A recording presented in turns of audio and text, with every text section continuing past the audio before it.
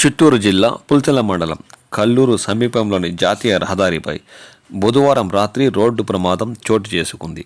స్థానికుల వివరాల మేరకు ద్విచక్ర వాహనాన్ని కారు ఢీకొట్టగా వెంకటదాసరపల్లి పంచాయతీకి చెందిన అల్లా బఖష్ అనే యువకుడు తీవ్ర గాయాలపాలైనట్లు వారు పేర్కొన్నారు.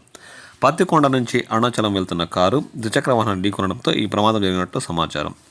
ఛత్రగాతుండి వైద్యశాలకు తరలించారు. ఈ ప్రమాదంపై ఇంకా పూర్తి వివరాలు తెలియాల్సి ఉంది.